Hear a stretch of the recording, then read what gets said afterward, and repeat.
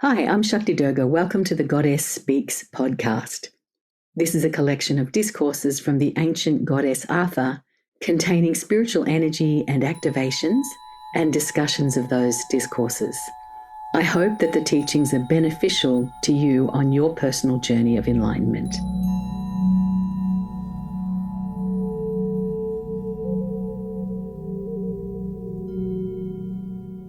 We have a reading from the book of Arthur. She said that in many countries she was known as Isis, and that the symbol of the throne was a symbol of Arta in the distant past, and this was passed to Isis and became her headdress. So I don't know if any of you have seen Isis wearing a throne on her head, or it looks like she's got a chair on her head mostly, and that is a very old depiction of Isis. After that, she got a bit mixed up with Inanna, who had cow horns on her head, and very often people think it's Isis, but the cow horns mean it's actually Inanna. She said, the Mother Arta, in a manner that is similar to Mother Saraswati, bring culture and tremendous impulsing towards the divine into every person who was following her, and that her influence was strongly felt in the Druidic tradition by the Druidic brothers and sisters. And she said the language of trees was given to the Druids by Arta. Sacred trees were called into their full divine expression by Druidic lords and Mother Arta. I thought that was a very interesting statement, that the sacred trees were pulled into their full divine expression by the Druids. And so this is what I think that Genesis is referring to when it's saying there should be a partnership between nature and mankind. And it's something that we see at Amma's ashram all the time, is the partnership and relationship between humans and nature. And it doesn't seem to be a one-up, one-down relationship. It's certainly not the humans thinking that they're superior. In fact, if anything, it's the humans realizing that nature is superior. Very backwards from the triple religions of Abraham, very backwards from that. If you think about how a basil plant at Amma's ashram can be called into its full divine expression, and so can a cow, and so can a horse, and an elephant, all the different pujas and the fires, of course, bringing the fire to life as the god or goddess. So they are examples of the way in which we can commune with anything in nature, but we need to acknowledge the sacredness of that piece of nature for it to reveal its divinity to us. And so that's really what I think Arta is talking about when she said that the Druids called the sacred trees into their full divine expression. Because the Druids did work with the trees, the sacredness of the trees was made manifest, and they would have been God being on earth as a tree. It would have been no less sacred than any other murti that we would look at, or any mantra or any yantra. It would have been the same sacredness as our own souls as they pulled the trees into that remembrance of their divine root. So that was Arta working with the Druids. Arta sought to bring clarity to the roles of the masculine and feminine as man and woman in sacred service and ceremony, not because one was ever meant to be superior to the other, but because there could be true partnership. The words yin and yang were unknown, and the roles that each was assigned was designed to help make yin and yang more of a reality in their consciousness, to clarify the concepts without those words. It was a time when birth was the greatest human achievement.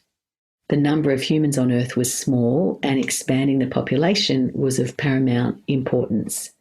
And that to women were given the holy roles and tasks to be done as one with complete connection to the divine, to have to do with birth and raising families to attract and create good circumstances for the family, including the birth of children. And she said the idea of women back then was to be like the empress. So I didn't take that to mean highfalutin and distantly sitting on a throne. I took it to be meaning what the empress means in the tarot, which is that you become yin to all that's good, and it just comes to you. Whereas the emperor has to go out and get it and make things happen and be yang, the empress is still, and into that stillness comes everything she needs. It's like that prayer of Yogi Bhajan. You need a million things will come to you if you just be still, if you just know yourself, go within and be who you be. And so women were given to that role. And then she said, in the design of men and women, it is truly said that to women is a larger portion of spirituality given in the incarnation by virtue of the yin nature. And I hasten to add that the soul itself would have chosen whether it wanted to be more yin or more yang. So this is not a sexist comment. This is just an informative understanding of how things be, and that your soul doesn't have gender, but when we come to earth, we do. So she said, when the yin nature is more than 50%, the birth would be female. And if the yang nature was more than 50%, the birth would be male. And she's talking about this time in very distant history.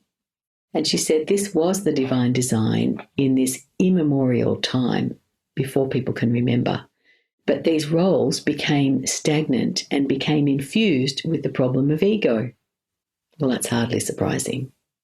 As the man had less of the divine as a proportion of personality made manifest, it was harder for the masculine, who had so much testosterone to deal with amongst other things, and harder for them to open to truths of the divine, and easier to solidify artist teachings into what became known as patriarchy.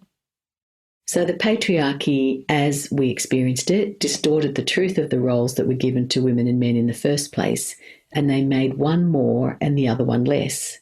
As civilization developed and grew, to the more and less was added economics, making them even more and less, and also considerations of military strength and muscular differences between the two genders. It was not the purpose of giving these roles to subsume the role of women or to lessen it, but the human ego is what it is. And I guess we have to think there too that it would not have been just men who were in their ego, that women also probably were in their ego. It would have been a time of ego, a time of the Dark Age starting perhaps, or even the age before the Dark Age, before the Kali Age, when it was a Bronze Age. So a lot slips between a Golden Age and a Silver Age, and a lot more slips between a Silver Age and a Bronze Age. And it takes two to tango. We've always got to remember that. It takes two to tango. So I don't feel that it's appropriate for us to be bringing our modern concepts and blame into this equation. The goddess wasn't blaming anybody. She was just simply setting out history. She said, in this present time space, to come out of these old habits of imbalance, there is a time of mixing the genders and a gender of what does it mean to be male and female. And when she said that, I suddenly realized that gender and agenda were very similar words, and that had never occurred to me before. Gender and agenda. And I thought, oh, I wonder if the root of the word agenda came from, if you're a woman, you do that and that's your agenda. And if you're a man, you do that and that was your agenda. I wonder if it started like that. Anyway, that's just me. She said that at this time there's a mixing of the genders and agendas of what does it mean to be male and female in order to create new clarity and in order to create new roles of equal respect. She said there is a proper time when there is blurring of the lines in which one becomes the other as part of the divine design. It's not instead of the divine design. And I felt a great deal of relief and comfort because it was worrying me. What's happened to human consciousness? What's going on that so many people are born to suffer in this way? Because it's such a big amount of suffering. It just didn't seem right. But then I understood it. Then she said, over time, and time will tell how much time it takes, there will again be a time when those who are born in male bodies will know their masculinity, and those born in female bodies will know their femininity, and the heartache and sorrow of the current era will be resolved. She said it can't be resolved until there's proper equality between the sexes. One does not have a goddess in one's life to be subservient to another person. And when the demise of the goddess in the Western mystery traditions and exoteric traditions went, a lot was lost. History could have evolved in different ways, and in alternative universes it did, she said. But in this one, we held the polarity of patriarchy at the same time as in another universe, another civilization held the polarity of matriarchy.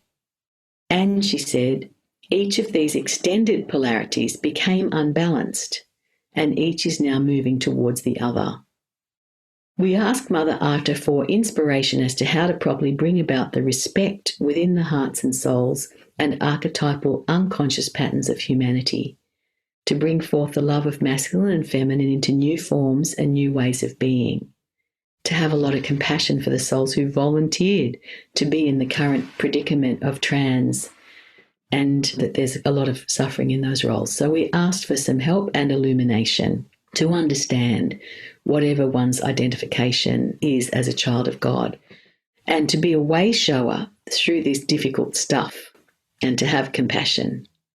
And she said the divine's always going to bring things into balance. And any imbalances that we're seeing now is part of the journey to a new and wholesome balance, to ensure that those who felt the yearning to express as male will be born in male bodies to avoid the pain that we're going through, and vice versa, but the time's not yet. And then she asked that may each of us play our part in the assisting of the balancing of respect and love of both the masculine and feminine on the planet and in this universe. And may we do this in total harmony with nature and learn from nature. And so then she wanted to bless everyone and to bless the whole human family through us with greater compassion and with greater awareness of the role of the feminine and the new masculine archetypes. And she did say, as one consciousness in one gender evolves, the other one will. She said that she wanted to help us to bring forth an end to feeling lost or trapped, and to bring forth a new level of rejoicing.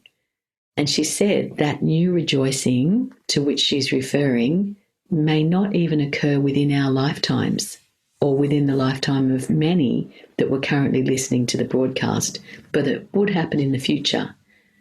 And then she closed her book.